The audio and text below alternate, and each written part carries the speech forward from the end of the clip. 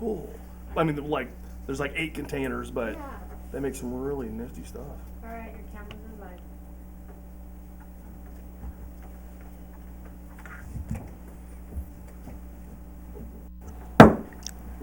We call to order the City of Riverbank Planning Commission meeting for Tuesday, August 20th, 2019. Do we have a roll call, Janet? Sure. Chair John Dinan, Here. Vice Chair Robert Ball, Here. Commissioner Joan Stewart, Here. and to make note, Commissioner Melissa Hughes is absent. Commissioner Mallory Finrich. Here. And Steve Link, our alternate, is absent. We have a quorum though, right? Yep. Any planning commission member or staff who has a direct conflict of interest on any scheduled agenda item to be considered is to declare their conflict at this time. Hearing none, move on to public comments. At this time, members of the public may comment on any item not appearing on the agenda and within the subject matter jurisdiction of the Planning Commission Board. Individual comments will be limited to a maximum of 5 minutes per person, and each person may speak once during this time. Time cannot be yielded to another person. Under state law, matters presented during the public comment period cannot be discussed or acted upon. For record purposes, please state your name and city of residence, and please make your comments directly to the Planning Commission Board. Do we have any public comments at this time? Hearing none, move to the consent calendar. All items listed on the consent calendar are to be acted upon by a single action of the Planning Commission Board unless otherwise requested by an individual Planning Commission member for special consideration. Otherwise, the recommendation of staff will be accepted and acted upon by roll call vote. Any Planning Commission members wish to pull a comment, an item? Move for approval. Here a second? A second. Janet, can we have a roll call vote, please? Chair Dinan, Yes. Vice Chair Ball, Yes. Commissioner Stewart, Yes. Commissioner Finrich. Yes. That is approved 4-0. Thank you, Janet. Item 3.1, Lucky House LLC, CUP 02-2019. Request for CUP 02-2019, parent license type 41-on sale general eating place, closed parent, to serve alcohol, beer and wine at the newly remodeled Lucky House restaurant. Property is located at 2730 Patterson Road, APN 075-010-062. Donna, will you make the presentation? Good evening, Chair and Commissioners, and welcome back after a long summer. Okay, as stated, this is the Lucky House Conditional Use Permit 02-2019. There you go. Also, as stated, Lucky House is at 2730 Patterson Road, and they are requesting the ABC Type 41 license for a full-service restaurant. I can tell you that staff has been working with the owners of Lucky House for the past, I guess it'd be about 2 years. I think some of you were on the commission when they had a complete tear down and new building approved. But with bank loans and bonds and things like that, they weren't able to move forward at that project. Now they've done a complete interior remodel, and they're looking to open in September, and they're very excited about welcoming the public back. So their remodel includes new ADA compliant restrooms, a new kitchen, new walk-in freezers, a resurfaced parking lot, new landscape areas, and new paint and trim. This is an aerial view. That's Patterson Road in front. Off to the upper right, you can see where it starts to curve off towards the waterfall. And it is the building with the yellow pin in it. Here's the frontage of the house. This is an old photo. Currently, some of the pavement's kind of torn up. They're putting in some landscape boxes and redoing the surface, as well as repainting the parking spaces.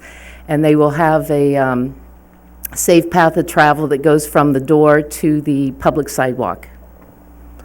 As you can see, it is yellow and red, and now the new building, the rehab building, is very bright yellow and red, attracting a lot of attention on social media, which is a good thing. Here is the floor plan of the building. As you can see, there are tables and chairs off to the right side of this plan. They'll be able to seat 40 people at one time, and the boxes that you see there are actually areas that they're kind of dotted boxes there. They're for the ADA customers. They'll be able to move a chair aside and bring wheelchairs right up to the table. So the municipal code states that any use permit, even one for alcohol, the applicant must introduce evidence in support of their application sufficient enough for you to find that they won't be detrimental to the health, safety, or general welfare of the city. So their evidence is that this operation has been, or this restaurant has been in operation with these owners since 2004, so they're established members of our community. There have been no calls for police services, or there have been no code enforcement cases opened or closed against them. The owners have invested time and money into creating a friendly and positive dining experience for the Riverbank citizens. They will also have all their staff go through training through ABC in order to, be able to, talk to patrons who've maybe had a drink too many, or, how not to serve that extra drink and how not to serve minors. So there will be intensive training with the staff. And the owners wish to enhance your dining experience by adding the beer and wine to the menu so that people could have a sip of wine while they're waiting for their food to show up.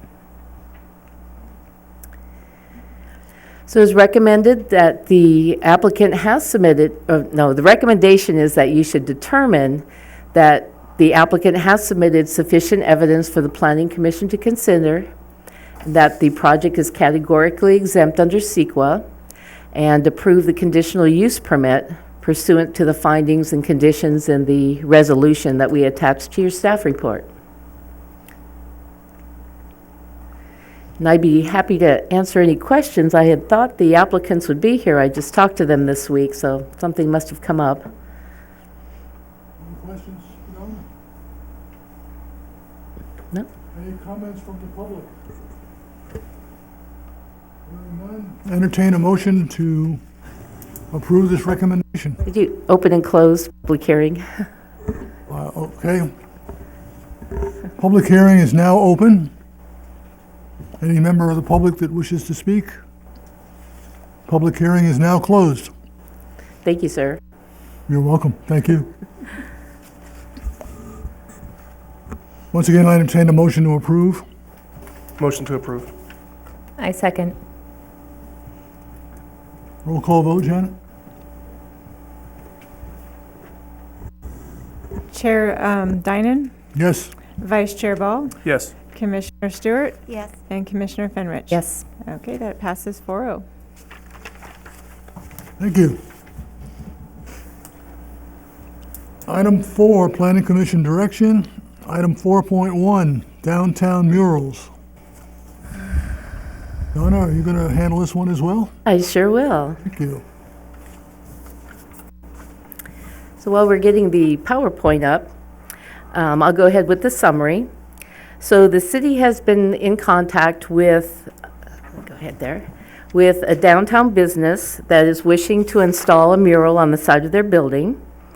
A check of the downtown specific plan revealed that there is no process by which to review murals. Staff determined that previous murals and tile work throughout the city were created by an artist who was recruited without a formal process by the city. So this is the existing wall of the building. You can see some shade on it from this morning when I took that photo. And this is their proposed mural.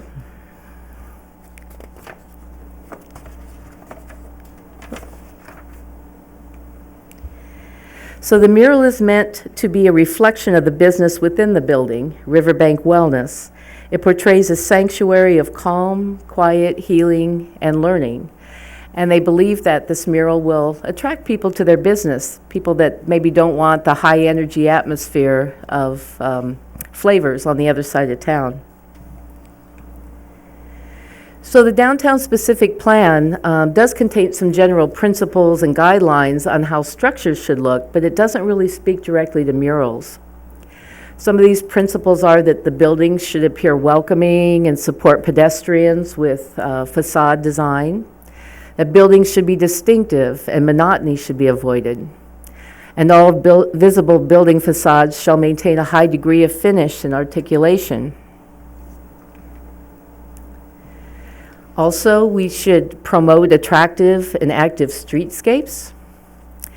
And it does specifically speak to arts and culture, that we should expand the downtown's role as a regional destination for arts and culture, and that we should expand land uses that create arts awareness, like a visual arts gallery, fine art studios, art classes, performance studios.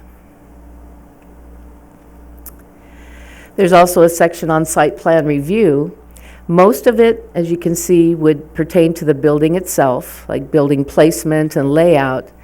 But at the bottom, the last sentence does seem like it could loosely apply to murals, where it says the design of proposed conditions affecting the visual appearance of the project and its surroundings. So while it doesn't talk about the paint of a building or a mural, it does say that the visual appearance is pretty important to the downtown. So some things to consider. What type of process should the city use to review murals? So we have the architectural and site plan review that speaks to buildings, and in this case, the Planning Commission, you are the ones who would make a decision on it. The downside of it is architecture and site plan review costs about $1,500. And for example, the mural that I showed you as an example was going to cost around $2,000. So our fees cost almost as much as the mural itself to paint. We could create an art commission or a review board and have specific fees for that. We could do staff review like signs are reviewed. Or we could hold a workshop to discuss all of the above and how you feel about it. Or we could also say we shouldn't have any murals unless the city commissions them. I know quite a few, I want to say 3 years ago, John Anderson brought forth an item to the city council to protect murals. Some murals have been painted on private structures, and there was a desire by some folks in the community to protect those with some sort of legal document. So if somebody sells the building, the new owner would be required to keep that mural in good condition. But although it was presented to council, it didn't really go anywhere. The council didn't want to lay that type of a burden on a new property owner and possibly keep somebody from purchasing a building if they didn't want to be that involved with the murals. So that's kind of where we are with that. We don't have a lot of teeth to protect any murals that we would or would not allow. And I'd be happy to entertain any questions and take direction from you on whether or not you'd like something brought back to you. I will be doing a similar presentation to the Planning Commission or the City Council next week and share any comments you may have with them and possibly get directions. I would be in favor of a workshop because I know that some art can be a little controversial, and so I think that we should probably have some sort of a discussion to decide just exactly what we would like on the walls of our city. Okay, okay. Did you prefer one over another, or were you leaning toward any like architectural review, or you just still want to keep it open? And I would like to have a workshop, and I think I'd really be in favor of some sort of an art commission. Yeah, I think we definitely need to have some kind of an approval process. But I know I'm fond of the idea of the wall murals. I know when I go through cities, Like we go through Hollister, they have the giant mural on the tanks. Every time I go by there, I love it. I You think know, it'd be you- really unique for our, Yeah, and years ago, town. there was a contest or something, and they were going to be painting murals on the water tank. And then that just kind of fell apart. Okay, I think that's a great idea. that's something you'd like to see too, Oh, the absolutely. water tank? Oh, well, heck yeah. Come in on Yeah. 108 and see, a big mural on there. Valerie? Yeah, I think murals are a great thing. I definitely want to see them here. I don't think they should go all the way to planning commission, be site plan review, just for the price. But I do think there should be some oversight. I just want to know, do we have the manpower or capabilities to do, like an arts commission? I was just looking at a few different cities. I think you guys mentioned Ventura. I think murals should have a separate process, some sort of mural application, small fee. I like the idea of an arts commission, I suppose, if we have the manpower to do it. So we can have someone qualified to look at it. I don't want to make it just one type of mural. I don't want to hinder creative expression in any way. Yeah, those are kind of my big thoughts about it. Yeah, no planning commission, arts commission if we can, or other. I think it would be okay to do it administratively if you guys feel comfortable reviewing art in that way. Yeah, I think that's kind of my basic thoughts about it. Don, it's ironic that we're talking about this and we're looking out the window at one of the prettiest parts of town, Yeah. which is the mural Yeah. across the park right Yep. there. It's true. I'm also in favor of a workshop, strongly in favor of a workshop. And I do Yeah. lean towards an art commission concept for approval. I did a small inventory. Yes, that's a great mural over across the street. There's a nice one down the street over here. The one on 4th Street is starting to crumble. So one of the things we're gonna have to say is who maintains the mural? What kind Yeah. of standards? As an aside, a friend of mine I was talking about this subject said Manteca has got some great murals. Yeah, we do. So if there's yeah. some Yeah. communication between staff perhaps and Manteca brought to this workshop. As far as a workshop goes, I envision it would be a workshop of this planning commission With the audience. with the public input, which I'm going to also request for this meeting.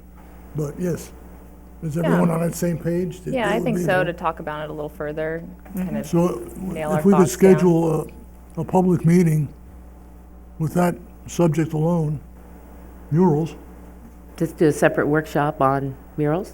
Okay. Good idea. Excuse me. I will open this up for public discussion. Hearing none, I will close it for public discussion. And I am making the attorney grin, so I guess that's a good thing. Well, thank you very much. I will work on scheduling a workshop. Just one last question. I'd kind of asked in the staff report generally. I think Mallory said that she doesn't Yeah, care about content all that. kinds of murals, all kinds of art. Okay. I just wondered if anybody else had a strong feeling of maybe it should relate historically to Riverbank, or it should relate to the business involved, or I had a... just some a more full- fodder for the workshop. It's more fodder, but I was thinking, for example, all of these relate to the culture of Riverbank, the existing ones. And if it was one individual, let's say, that was tasked with approving a mural, they might say the lady on the wall of the cannabis building is great. But the next person might say, well, we got a gun shop down here, they might want to show an AK-47 on the wall. So I see some sort of an art commission approval process being necessary. Great. Thank you so much for your input. I really appreciate it, and I'll work on that for you. Thank you, Don. I would like to see varying degrees, not just necessarily one. I think it's part of the interest of coming into an area is the uniqueness of all the different ones. I think if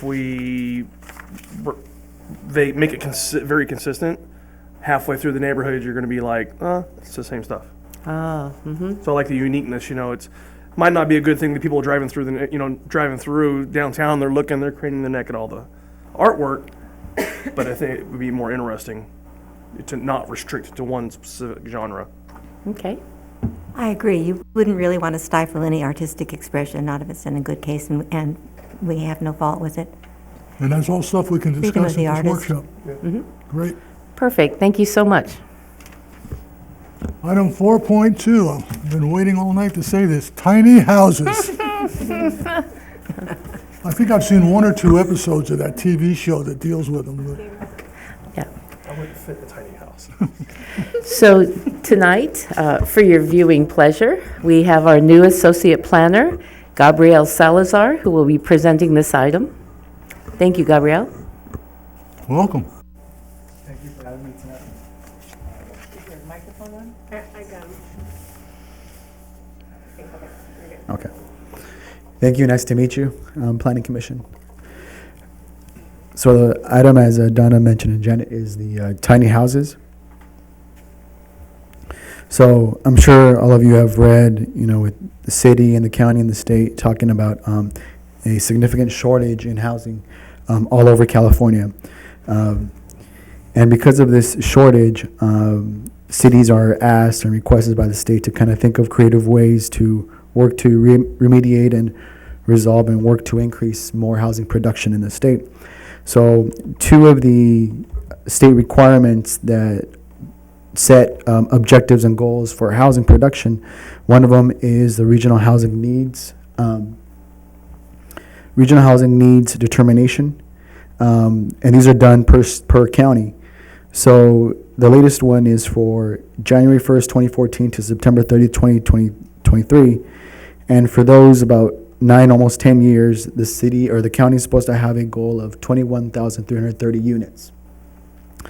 Additionally, as we know, there was a recent article in the MSW that noted that there had been 71 new housing units of low-income housing between 2017 and 2019 of April, and at the same time, there was over 40 market rate homes for that period.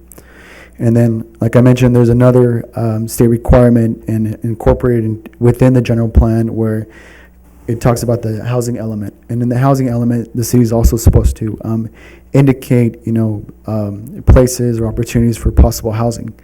And for the 2005 to the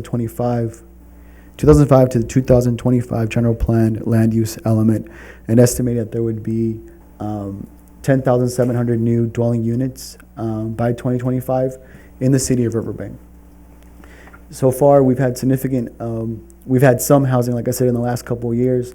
With the new Crossroads West incorporation into the city is expected and estimated to have 21,000 new residential dwelling units.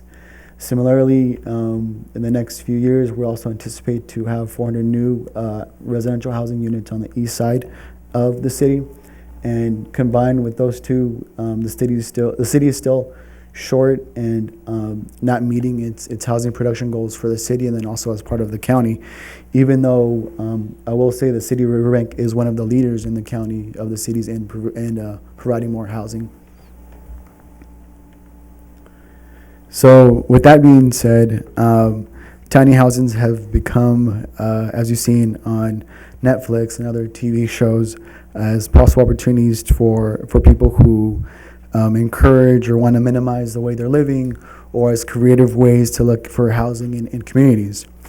And people are attracted to them because of their size, their character, their use. It could be temporary, it could be long-term, because they're easily able to move around with wheels and things of that sort, and because they're affordable. And some of the things that we looked at here for this presentation tonight was like the types of tiny houses, the size, the placement, where it is that are the best areas for the placement of them, what purpose are they going to serve, any process and fees, and if also we also note some grant opportunities for possible opportunities that the city could seek funds for this purpose. And then at the end, just asking for direction from the Planning Commission. Okay, so 2 of the popular types of tiny homes are those that have a permanent foundation, as you see on the right. There's also those that have wheels, as you can see on the left-hand side. In terms of the size, different communities and cities in the nation define them or characterize them differently. In Rockland, Florida, for example, there the size ranges from 170 square feet to 1,700 square feet. In Portland, they allow them more as accessory dwelling units, which is like the backyard or a second dwelling unit in a home, and those are 400 square feet of maximum. In Spur, Texas, they allow maximum square footage of 900 square feet.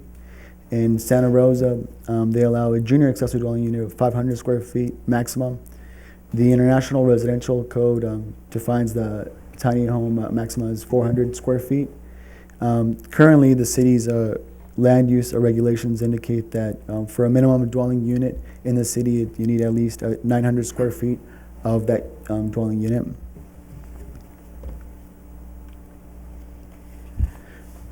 Placement and zoning. So as you can see from the PowerPoint, for instance, like I mentioned earlier, Portland, Seattle, Los Angeles do allow tiny homes, but they allow them more as a secondary to the primary dwelling unit. As you know, in January 1st, 2018, the state became a little more flexible and encouraged more accessory dwelling units as an opportunity for people to provide housing. In Rockledge, Florida, they allow them as a standalone, kind of like little communities where you have maybe like a cluster of 4 or 12 of them within an area. There they allowed a cluster of 12, but then within that area, only 4 of them could be on wheels. So those are kind of different examples of how some cities are allowing them and where exactly they're allowed to be placed.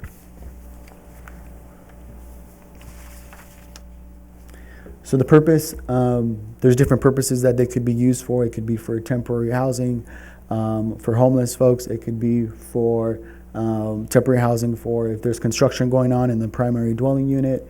So here's some examples in the county of El Paso. They allow them for up to 12 months there for if the primary dwelling unit is undergoing construction. Also, the county of El Paso also allows them permanently as well in agriculture and other residential zones in their city. In their county, of course. Detroit has used them kind of as a mechanism because they've experienced a lot of blight or neglected communities in Detroit. So they're kind of as a way to resolve some of the housing issues that they face. They're looking at and collaborating with nonprofits to have these tiny house communities. And then, as we mentioned, Rockledge, Florida, which was the first city that kind of actually established and allowed for tiny houses. They allow them for permanent residential living. And then, like I said, there they allow them coming in clusters, of course. And the Riverbank, we'll have to figure out if we are going to proceed, and if the direction is for staff to study this issue further, if it's going to be for temporary purposes, if it's going to be kind of as a permanent residential living purpose, too, because maybe they're more affordable and accessible for people. It depends on which direction the Planning Commission wants to move forward and what they decide.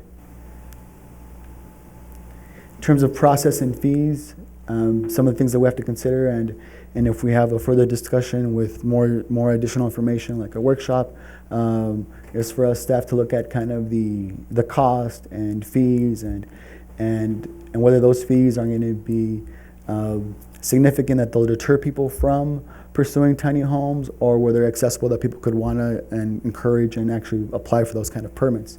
So kind of some things that we use as some measures or comparables here in the city is the accessory dwelling units, where if you look at fees for people that have a secondary unit in their home, it's typically in the range of $27,500 plus other agency fees, which these are used for impact fees in terms of what resources, staffing, is going to require, like a sewer connection, what kind of review is going to be necessary for that. So those are kind of like the fees that city currently has for accessory dwelling units. Another process that these could be maybe allowed is through maybe the architecture and site plan review. Currently for multifamily projects, an application is minimum $1,600 for applicants to apply for those. And of course, they need to be permitted and approved by the Planning Commission. if fees are over $40,000, I mean, it may be difficult for folks and applicants that are interested in pursuing tiny homes to go in that direction. So like we said, that's kind of something we have to consider. The American Planning Association came out with the recent report on August 5th, where they studied 40 cities, and they looked at kind of developing appropriate fee structures, kind of mechanisms that they could use based on those 10 case studies and then 40 cities that they looked at, and kind of looking at best practices. So that's definitely something that we can look at further if we want to explore this issue more in depth in terms of what are some comparables or items that we can look up and developing a fee structure for the city of Riverbank if that's the direction that is that city decides to go. Like we mentioned, there's grant opportunities. The state, with the Building and Jobs Act, established a $75 recording fee on real estate documents to increase affordable housing supply. So it's an application that's due at the end of November of this year, where the state will allow, if cities apply and get this funding, they'll receive technical assistance, and one of those technical assistance is in building and working on creative strategies and solutions to increase affordable housing supply. So it's kind of definitely one of the areas that we could work with if we get that grant with technical planners and agencies that can assist us in developing more research, whether that mean more fees or that being figuring out which zoning is more appropriate, looking at other areas that maybe we have to look at as well in terms of maybe building code requirements, foundation types, cost, those kinds of things that are necessary, and be more comprehensive as we move forward and do more research on this subject.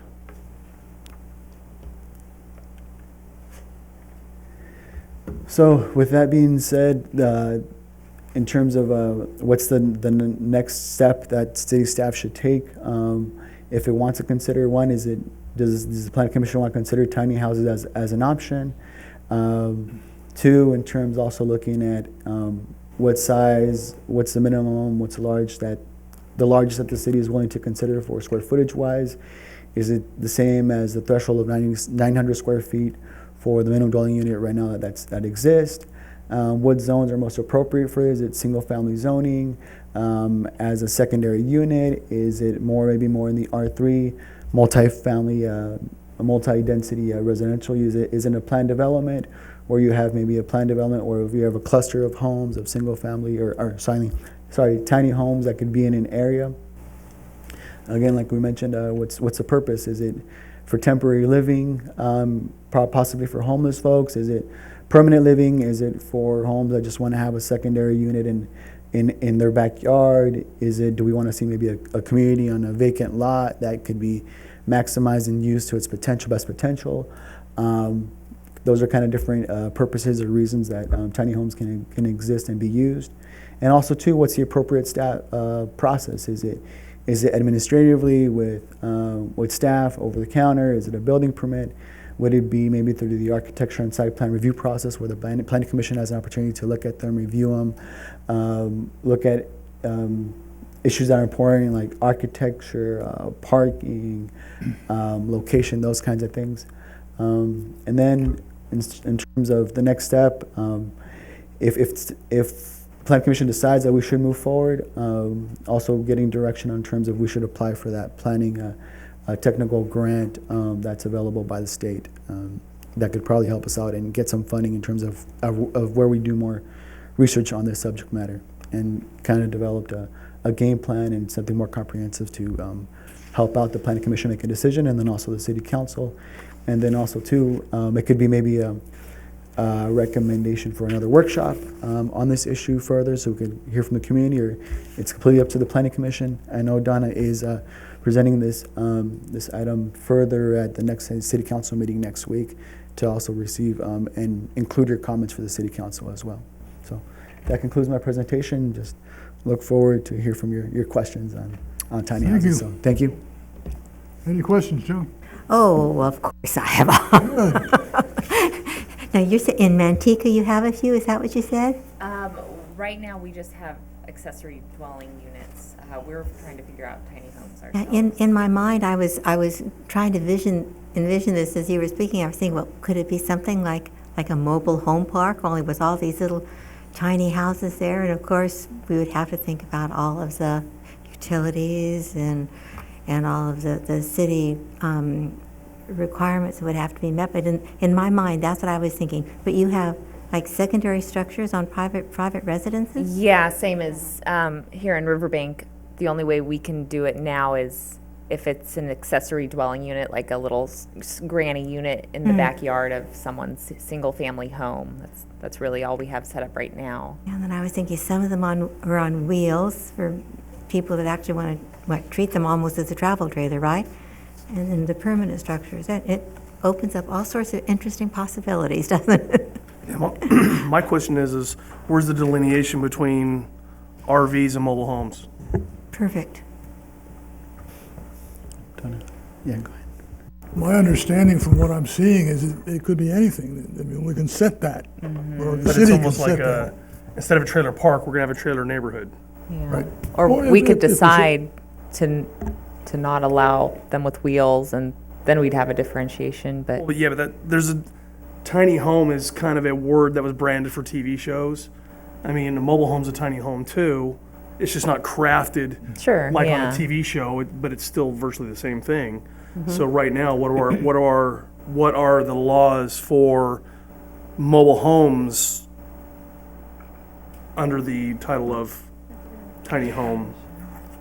Well, I think the biggest differences is between the tiny homes and, say, mobile homes, is the mobile homes are under state regulations. So if we were to have a new mobile home park in the city and people bring in mobile homes, the state comes down and actually inspects those units and how they're hooked up to utilities and such, and the city is not even involved really in the building permit process except for foundations. I do review mobile homes. We want to make sure that, the front door, and some of them now have, mobile homes have little porches on the front so they can face the street and be kind of like, and fit in. So these would be, in fact, many of these tiny homes you can buy on Amazon for as little as $5,000 or up to about $6,000 depending on the model. Those would come to the city, they would be prefab, but the city would review the engineering plans that come with them, ensure that everything is constructed properly. So mostly that you're looking at state review versus city review when it comes to those two types. Because I can see that becoming a thin line. I mean, if we're doing almost the same thing, if somebody's, whether you're getting it on Amazon or you're getting it online, because you can get manufactured homes. So I just wonder, I see somebody making the argument, well, why can't I do the same thing with my toy hauler? My understanding is that all of those questions are totally open at this point. Right. There are no answers. My question would be, can you apply for the grant to get some money to help us answer these questions at the same time we're trying to figure out answers to these questions? That's exactly it, because the SB2 funding is a technical planning grant. It doesn't allow us to buy them or to find land. It helps us through the process on how to amend our zoning code, what works for the city, what doesn't. It does a fee study. These are things that we'll be able to ask for in the grant to help us through this process. My recommendation would be to apply for the grant. I think that was one of your bullet points that you Yes. were asking us for direction. That would be Yeah, mine too. Anybody else on the commission have? Mr. Robert, I think that's an excellent question, because I think in the research that I did, some of the cities that we looked at had different standards for whether they were on wheels or whether there was a permanent foundation. So like Donna said, if they're on wheels, they must follow or comply with the recreational vehicles like ordinance and state standards like Donna mentioned. And if they have a permanent foundation, it's kind of more similar to like a regular dwelling unit, and they comply with regular building code and land use requirements. So. Sure. And then Donna, how would that affect if people are going to build one of these small homes? They're going to want to build it on land that they own. So how would that affect our lot size here in the city? Well, that's a good point. There's, as we move forward, or if we move forward and look at our zoning ordinance, for right now, there's a 900 square foot minimum for single-family residential lots, and maybe we keep that. So we deter people from putting a tiny house on a huge lot like that. Maybe you need to cluster them. I think when staff started looking at tiny homes, it was in response to a challenge from the mayor on how do we deal with homelessness and help people. So one of the visions could be to have tiny houses on wheels that maybe you use for supplemental farm housing during the summertime. Then when the rains come, maybe you move them to another piece of property and you could use them for homeless families. And so it could be dual use.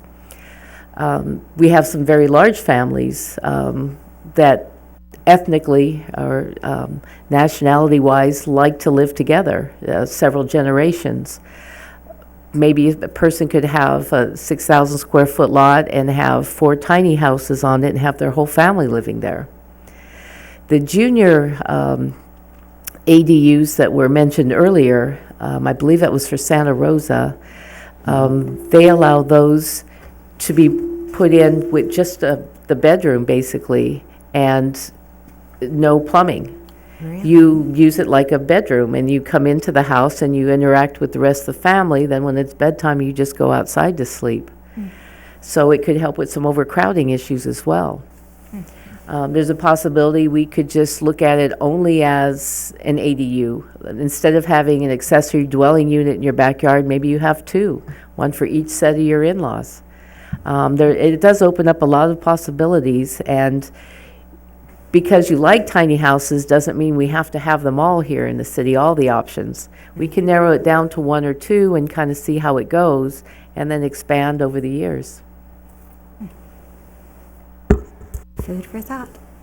But it wouldn't, for the resident, would be much more expensive for them than an apartment would be. But on the apartment side, we have to have a developer own or purchase and build an apartment complex.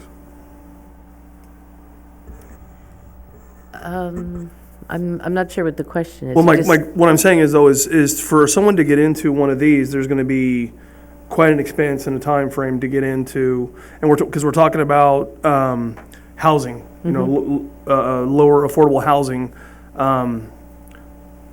The cost for someone to get into one of these, wouldn't that be much greater than renting an apartment? And couldn't we establish more residential, or a larger residential footprint in an apartment complex than maybe sprawling these out? I would say that the apartments would be much more expensive. I mean, right now, we are talking about expensive impact fees, but those can be reviewed and adjusted, you know, to fit the situation. So I think it could be a lot more economically done. If you had a lot with maybe 20 of these $10,000 units to use for homelessness, I think the cost would come in a lot lower than if you built 20 units of apartments for them to live in transitional housing. Oh, so with that concept, then if we're thinking about homelessness, then they would not be purchasing these. These would just be available for the homeless population? Right. You could maybe partner up with a nonprofit. Say you have a piece of property that gets donated or the city purchases it, and maybe you buy 10 of these $10,000 houses, so that's your investment. And then you have a nonprofit that manages them and keeps them clean, and maybe there's a dumpster, common dumpster and porta potties, just, to get the homelessness in for the winter. But at this point, I think all options are open, correct? Correct, That's correct. one of the things this grant will help the It could city. help us narrow it down, yes. There was a good example in the news that's going around. It's a veterans housing program in I heard that, in yeah. the Midwest somewhere, but it's a good example of a nonprofit doing this, kind of putting a bunch of tiny houses on a tract of land. So, but I'm sure there's lots of examples So, Right, because sometimes you have these like National Guard armories that have a lot of property around them, and so maybe it could be converted to use for veterans, a small section of it. It's a possibility. different group that needs housing, so. Are there any other points of direction that you need at this point? No, just open to hear what from the planning commission and what the direction is. You Yeah. have everything to bring to the city council? That Yes. it's open. you know. Yes, I took comments down. I don't think at this point we need to schedule a workshop for tiny houses. No, we Not just, we didn't feel the need to restrict, to look at everything, to move forward with the grant and find out what will work for Riverbank. Great. Okay? Thank you. Thank you. Any comments from the public on tiny houses?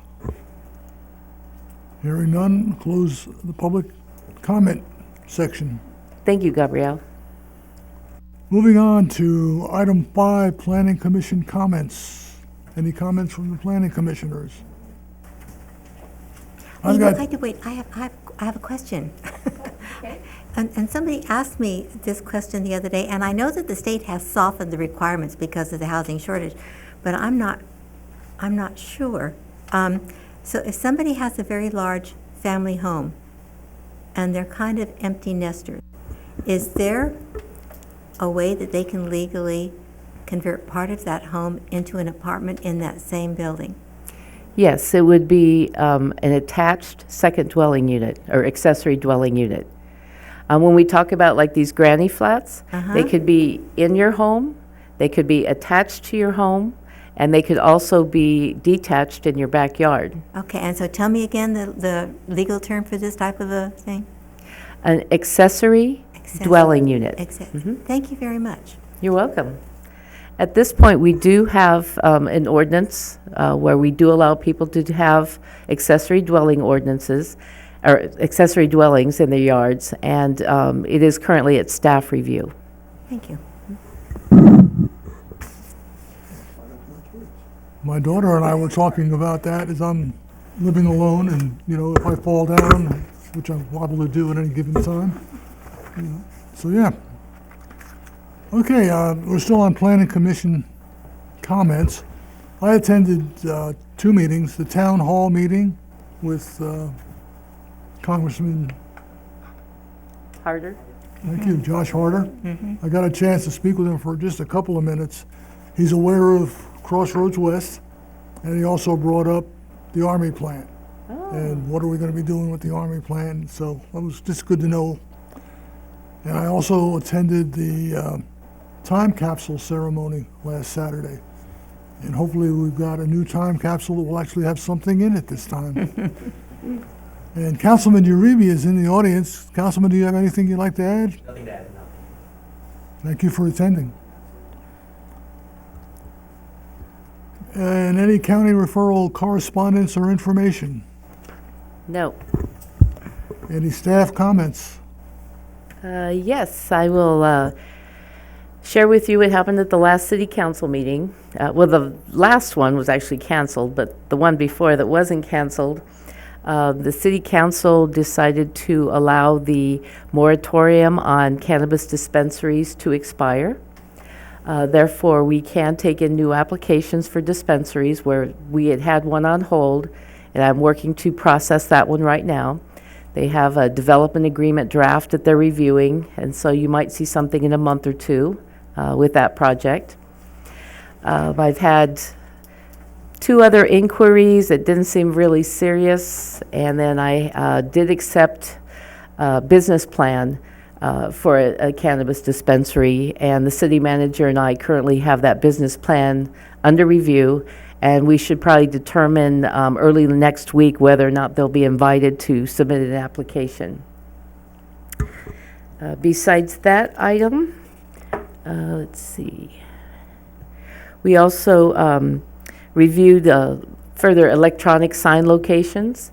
At one point, it seemed like the council might be leaning towards the Del Rio location, but then after further consideration, the Patterson Calendar Curve, where the waterfall is, was selected as the location. So staff is currently working with those sign folks in order to get them under contract, get them to apply for a building permit, and then move forward to get a nice electronic sign there that will advertise city events and hopefully some downtown and other businesses in town. And let's see. Okay, those are the only ones that I worked on, but I do know that there were other, projects that were brought forward in, also the Dennis Monterosso map that was over there on Claus and California, across the street from the high school. They did come in and get a final map from the city council, and that property is being sold to Mark Wilbur.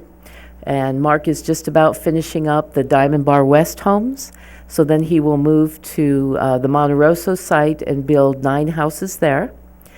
And then he's also looking at a future senior project in the city, as well as trying to decide if he wants to move forward on Countryside or Diamond Bar East.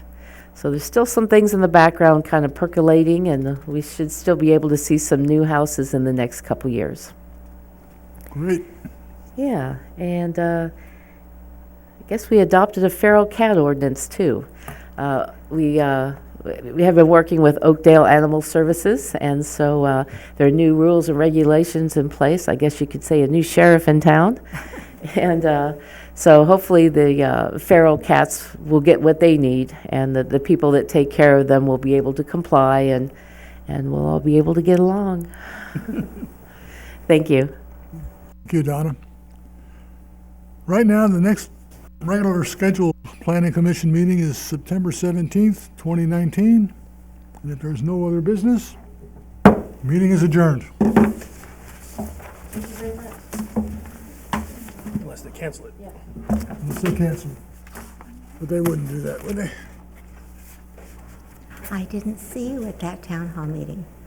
I didn't see you. I didn't see you. Oh, well, there you Well, I'm in go. the pictures. Oh, All the pictures they took on the steps.